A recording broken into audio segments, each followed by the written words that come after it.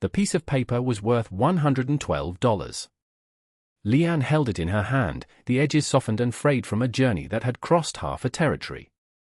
It was the only thing of value she had left, and it was not an asset but a burden. The ink, faded by sun and handling, detailed a debt incurred by her late husband, Wei, a debt she had come to settle in the only way she could. The man to whom it was owed lived here, in a small, weathered cabin at the end of a long, dusty track, with nothing but Wyoming sky and rolling plains for neighbors. Her heart hammered against her ribs, a frantic bird in a cage of bone. She had practiced the words in her head 1,000 times, rehearsing them in the back of a jolting freight wagon and whispering them to herself during cold nights spent in strangers' barns. Now, standing before the rough-hewn door, the words felt like dust in her mouth. She raised a trembling hand and knocked. The sound was small, swallowed by the vast silence of the prairie. For a long moment, nothing happened. She wondered if he was even there. Perhaps she had come all this way for nothing. She was about to knock again when the door creaked open. The man who stood there was not what she had expected. The name on the contract, Jedediah Stone, had conjured an image of a hard-faced lender, a man with cold eyes and a cruel mouth. This man was tall and broad-shouldered, his face browned by the sun and etched with lines that spoke more of weather than of malice. His hair was the color of dried grass, and his eyes, a startlingly clear blue, held a look of quiet surprise.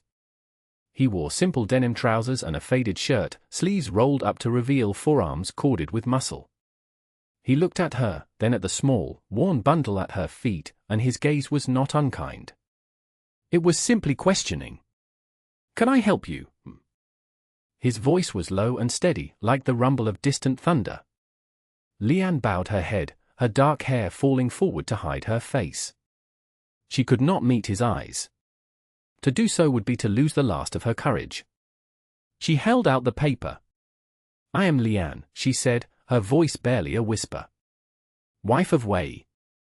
I have come to settle his debt." Jedediah Stone did not take the paper. He looked from her bowed head to the document she offered as if it were a snake. A deep line appeared between his brows.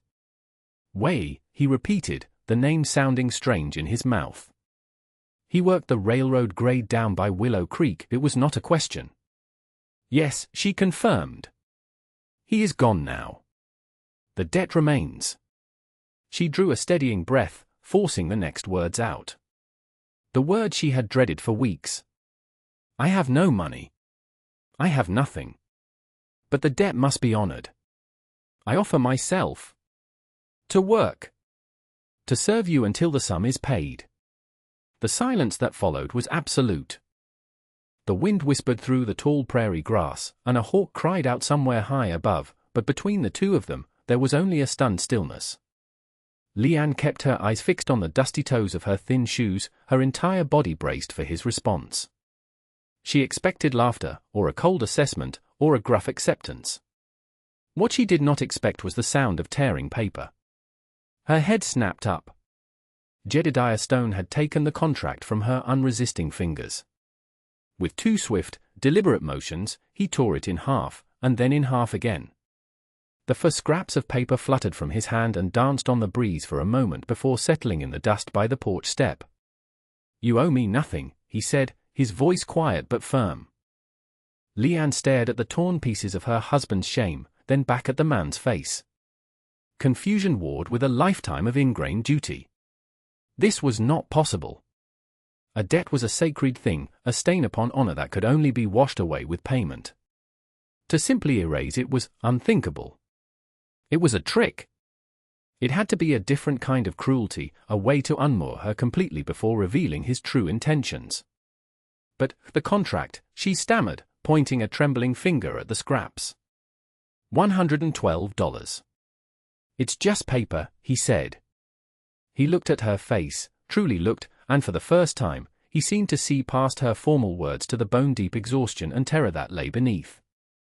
He saw the smudges of dust on her cheeks, the hollows beneath her eyes, the way her small frame seemed to tremble inside her dark, simple clothing. Wei was a good man. He shouldn't have been in that kind of debt in the first place. He stepped back, opening the door wider. "It's getting on toward evening. "You've come a long way. You can stay the night." She flinched, taking a step back. "No. I cannot accept charity. I came to pay." "And I told you the debt is paid," he countered, his patience wearing thin, but not with her. It was a frustration with the whole rotten situation. "Call it a night's lodging, then. You can't go back to town in the dark. It's a 2-hour ride, and there are wolves. You can have the spare room. You'll be safe here." He wasn't asking. He was stating a fact.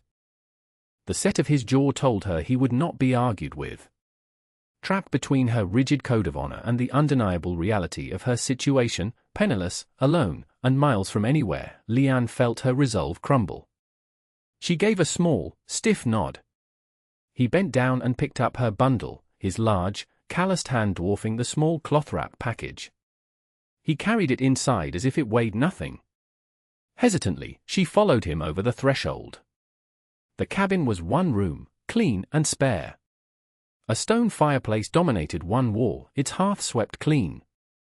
A sturdy table with 2 chairs stood in the center. In one corner was a bed, neatly made. In the other, a small cot with a thin mattress and a folded blanket. That must be the spare room he meant. A door on the far wall presumably led outside to a wash area or storage. The air smelled of wood smoke, leather, and coffee. It was the scent of a life lived alone. He placed her bundle on the cot. "The water basin is by the door. There's stew in the pot on the hearth. Help yourself when you're hungry." He didn't look at her as he spoke, busying himself with checking the latch on a wooden chest at the foot of his own bed. He seemed almost uncomfortable, as if her presence was a disruption he didn't know how to manage. She said nothing, only watched him, her mind racing. This man was an enigma. He had held power over her, the power of debt, and had simply thrown it away. Now he offered shelter and food with a gruff sort of kindness that was more bewildering than cruelty. She did not trust it. She could not afford to. Later, as darkness fell outside, she sat on the edge of the cot, listening. He moved about the cabin with a quiet efficiency, banking the fire, checking the door. The scrape of a chair, the clink of a tin cup, the soft sigh of a man settling down for the night. These were lonely sounds. She lay down, fully clothed, her hand clutching the one thing she had not included in her bundle, a small, smooth wooden bird, carved by her husband's hands. She held it tight, the familiar shape a small anchor in a sea of uncertainty. She lay awake for hours, listening to the strange new sounds of the ranch, the nicker of a horse in the corral, the creak of the cabin walls settling, and the steady, quiet breathing of the man in the bed across the room. He had torn up the contract, but she did not yet understand that the real debt was not hers, and its true owner was still out there. The morning light streamed through the cabin's single window, painting a dusty gold stripe across the wooden floor. Leanne was already awake. She had slept in fits, her mind refusing to rest. When she saw that Jedediah was still asleep, she rose quietly and went outside to the water pump. The cold shock of the water on her face was a welcome distraction. She washed, tidied her hair, and returned to find him stoking the fire. "There's coffee," he said, gesturing with his chin toward a pot sitting on the hearth. He didn't ask if she wanted any, he simply stated its existence. She poured a small amount into a tin cup, the bitterness of it a familiar taste. They ate a breakfast of biscuits and bacon in a silence that was thick with unspoken questions. Leanne felt like a ghost in his home, an unexpected guest who had overstayed a welcome she never received. Finally, he spoke, wiping his mouth with the back of his hand. "I have to go into Harmony Creek for supplies. You should come with me." Her first instinct was to refuse, to stay hidden in the relative safety of the isolated cabin. But then she considered her situation. She couldn't stay here forever. She needed to find work, a real way to support herself. Perhaps the town would offer a possibility. "All right," she agreed softly. He hitched a wagon, the movement sure and practiced. He helped her up onto the hard wooden seat, his hand briefly touching her elbow.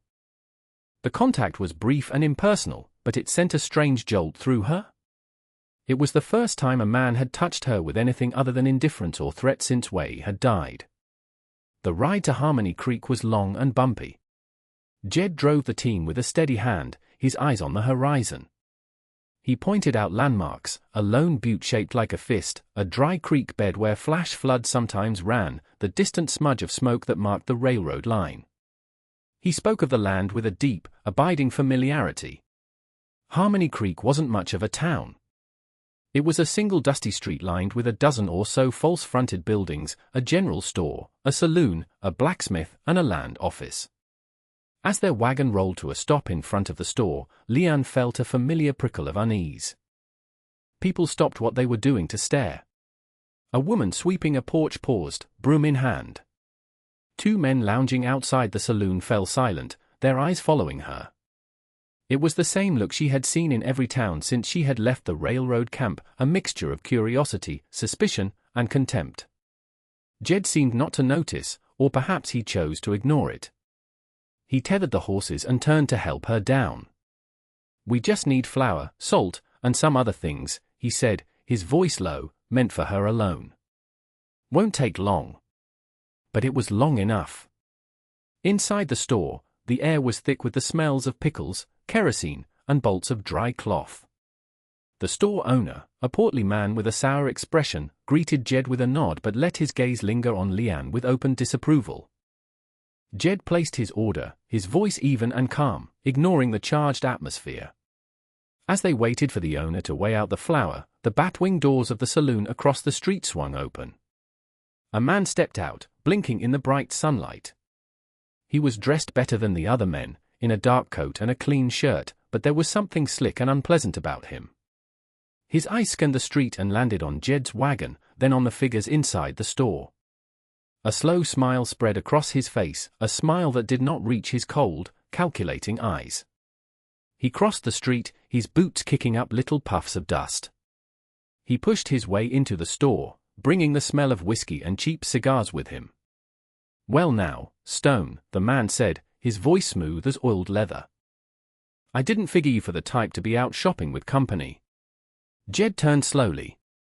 His body seemed to grow larger, his shoulders squaring as he placed himself slightly in front of Leanne. "Croft," he said, his voice flat and devoid of welcome. Silas Croft's gaze slid past Jed to fix on Leanne. He looked her up and down as if she were a horse he was considering buying. "I see you've collected on my old account," he said, his smile widening. "A bit more than the paper was worth, I'd say." Way always did have good taste, for a laborer. The casual possessiveness in his tone made Leanne's blood run cold. This was him. This was the man who had trapped her husband. Jed took a step forward, a silent, menacing movement. "She's under my protection," he said, his voice a low growl. "This is my business. Not yours." Croft held up his hands in mock surrender. "No need to get heated. I was just admiring your good fortune. You got a good deal. I sold that debt to you for a song, thinking it was a lost cause." He winked, a vile, conspiratorial gesture. "Clearly, you knew something I didn't." The store owner watched, wide-eyed. The tension in the small store was a physical thing, thick and suffocating. Leanne felt trapped, a specimen pinned under the gazes of these three men. "Our business is concluded, Croft," Jed said, his jaw tight. "Now get out of my way." He paid the store owner, his movements clipped and angry. He gathered the sacks of supplies, never turning his back completely on Croft. He guided Leanne out of the store and back to the wagon. As he helped her up, Croft's voice followed them. "You take care of that one, Stone. Good property is hard to come by." Jed's hands clenched into fists on the reins, but he said nothing. He slapped the leather against the horses' backs, and the wagon lurched forward, leaving Silas Croft standing in the street, still smiling that predatory smile. The ride back to the ranch was silent, but it was a different silence than before. It was no longer just awkward, it was heavy with a new, visible threat. Jed now understood that Croft was not just a memory from Way's past. He was a clear and present danger to the woman sitting beside him. And she was beginning to understand that the torn pieces of paper back at the cabin had not been the end of the story. They were merely the beginning of a different, more dangerous chapter. That night, the sky turned a bruised purple, and a summer storm rolled in across the plains. Wind rattled the cabin's lone window, and rain began to fall in heavy, drumming sheets. The world outside dissolved into a roar of wind and water, shrinking their universe to the four walls of the small, warm room. The storm seemed to mirror the turmoil inside Leanne, a physical manifestation of the fear and confusion that had been building since her arrival. Jed built up the fire, the flames casting dancing shadows on the walls.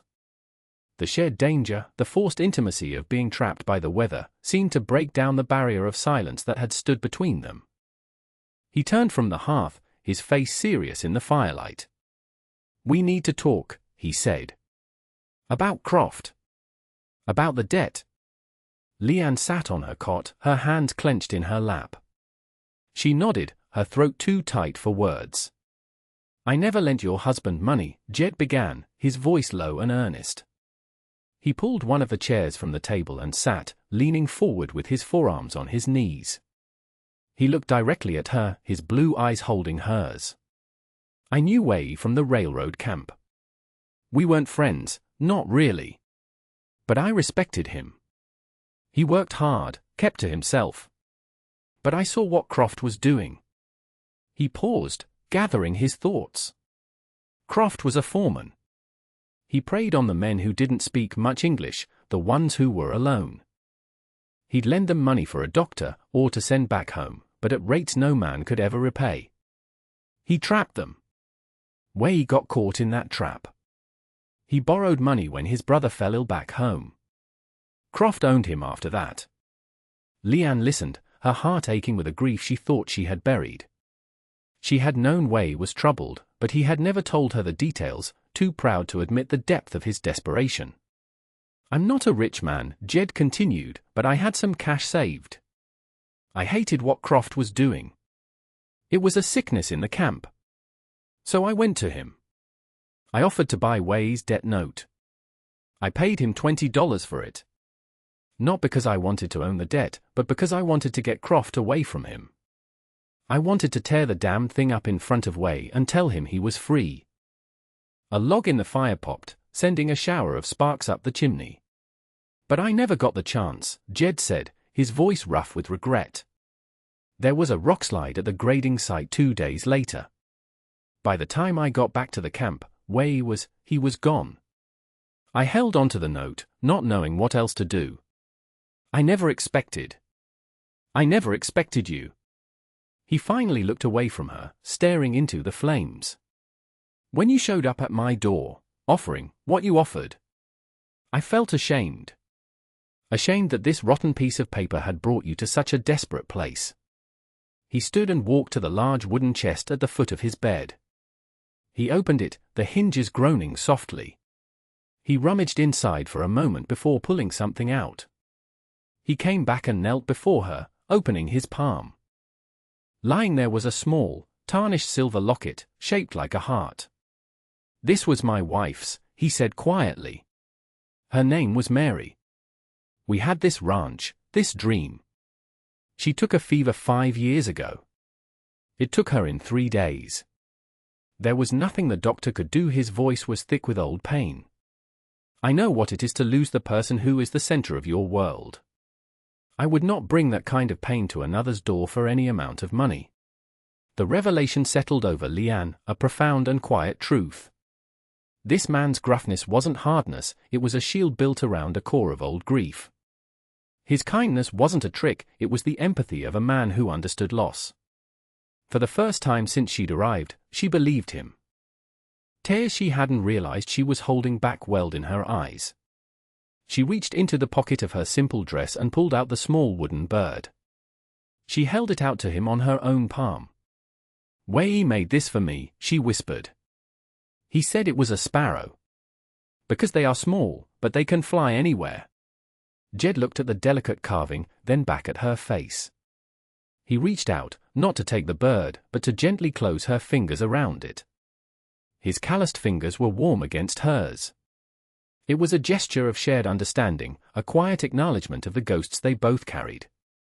The storm raged on outside, but inside the cabin, something had settled. The fear that had kept Leanne rigid and watchful began to soften, replaced by a fragile, tentative trust.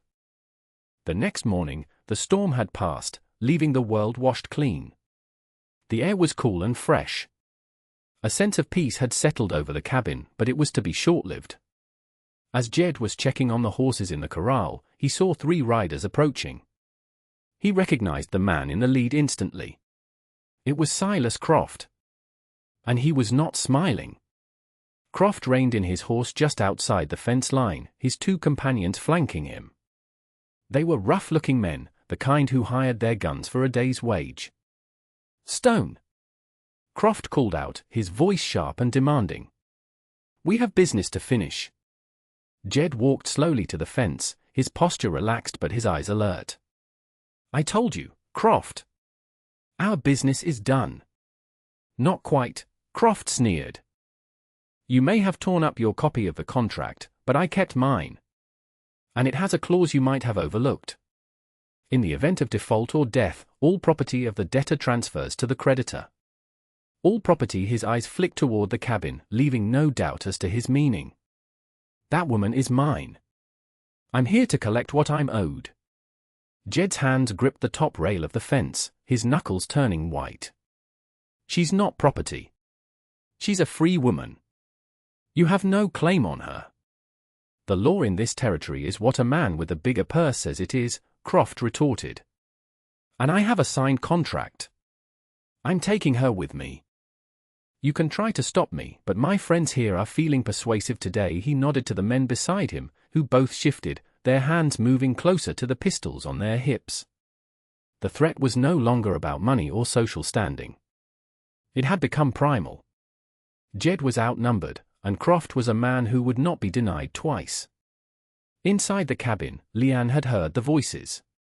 She peered through the window, her heart seizing with ice-cold dread. She saw the men, the guns, the malignant look on Croft's face. She saw Jed, standing alone, a lone bastion between her and a fate worse than death. She knew then that she could not hide behind him. His protection had brought this danger to his door. She had to be part of the stand against it. Jed stood his ground, his mind racing. He was a rancher, not a gunslinger. Taking on 3 armed men was suicide. But letting them take Leanne was unthinkable. Croft, seeing his hesitation, swung down from his horse. "Don't be a fool, Stone. She's not worth dying for." He started toward the cabin door, one of his men moving to follow. But before he could take 2 steps, the cabin door swung open. Leanne stepped out onto the small porch. She was not crying. She was not screaming. In her hands, she held Jed's heavy, black cast-iron skillet, gripping its handle with both hands like a shield. Her face was pale, but her eyes burned with a cold fire. She looked directly at Silas Croft, her voice ringing out, clear and steady, her English more precise than he had ever heard from her. "My husband's debt is with the earth now," she declared. "You are a ghost, and you have no claim on the living." Croft stopped, momentarily taken aback by her defiance. He laughed, a short, ugly sound. "A little sparrow with a frying pan. What are you going to do? Cook me breakfast?" Leanne's expression did not change. She then spoke again, but this time, it was not in English. A string of sharp, cutting words in her native tongue sliced through the morning air. The language was alien to Croft, but it was not to his hired men. They had worked the railroad lines, the mines, the places where men from her country toiled and died. They recognized the cadence, the sharp, angry pitch. It was the sound of a curse, a deep and binding malediction wished upon a man and all his kin. One of the men shifted uneasily in his saddle, his eyes darting from Leanne to Croft. The other man's hand, which had been resting on his pistol, dropped away. They were hired for a fight, not to be on the receiving end of bad medicine from a wronged woman. Superstition was a powerful force on the frontier, often more powerful than a day's pay. In that single moment of hesitation, Jed acted. He didn't draw a gun. He vaulted over the corral fence and slammed his shoulder into the nearest man, who was still half distracted by Leanne's outburst. The man grunted, stumbling back into his own horse. The animal shied violently, its eyes rolling. As it reared, Jed's own horse, a well-trained cow pony named Buck, responded to the agitation. Buck pinned his ears and lunged toward the second man's mount, biting at its flank. It was chaos. Not a clean shootout, but a messy, frantic tangle of spooked horses, shouting men, and ranchers' grit. The second hired man was too busy trying to control his panicked horse to be a threat. Croft, seeing his hired muscle suddenly and completely undone, lost his nerve. He scrambled back onto his horse, casting one last look of pure hatred at Leanne on the porch. He yanked the reins, turned his horse, and galloped away without a backward glance. His two men, one nursing a bruised side and the other fighting his mount, wasted no time in following him, eager to be away from a place that had suddenly turned sour. Silence descended, broken only by the panting of the horses and the sound of Jed's heavy breathing. He stood in the middle of the corral, his fists still clenched, watching the riders disappear into a cloud of dust. Leanne remained on the porch, the heavy skillet still in her hands. Her arms were trembling, but her gaze was fixed on Jed. He turned and looked at her, at this small woman who had faced down 3 armed men with nothing but an iron pan and the force of her will. A slow smile touched his lips, a real smile that reached his eyes and crinkled the corners. She lowered the skillet, the weight of it suddenly immense. Something inside her, a knot of fear she had carried for months, finally loosened. She had not been rescued. She had stood with him. Together, they had driven the ghosts away. 6 months later, the first snows of winter were dusting the high peaks, but the valley where Jed's ranch lay was still caught in the golden light of autumn. The landscape had changed.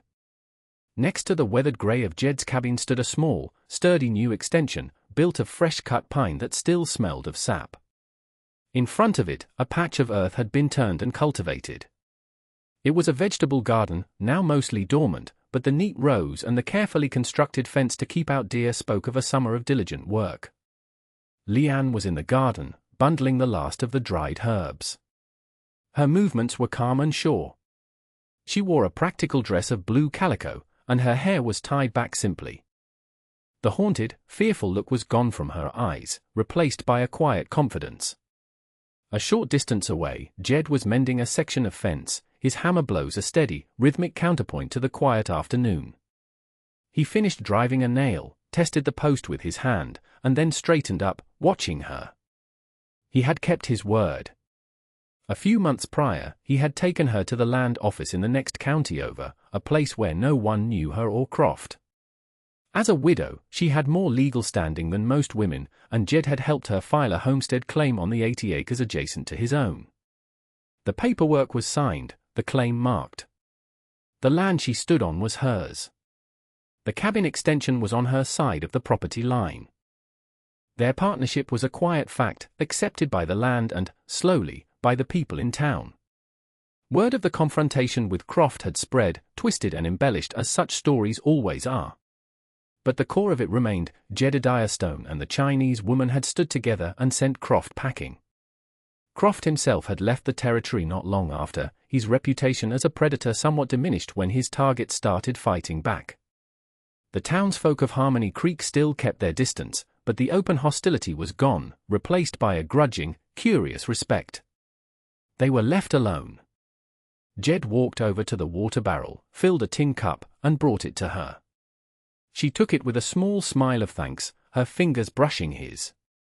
He looked at her garden, at the rich, dark soil she had tended all summer. "It's taking root," he said, his voice soft. She looked from the turned earth to the solid cabin, then to his face. She took a sip of water, the cool liquid a balm. "Good things grow in honest ground," she replied. It was a simple truth, earned through fear and courage, through loss and a shared, quiet strength. Here, on the edge of the vast Wyoming wilderness, two lonely souls had found not what they were looking for, but what they needed. They had found a place to plant a new life, together. And that brings us to the end of this one. If you stayed with me all the way through, thank you. Stories like this one only get told because folks like you sit down and listen. If you liked what you heard, go ahead and hit that like button. And if you want more stories from the old frontier, subscribe so you don't miss the next one. Until then, take care of yourself, and thanks again for being here.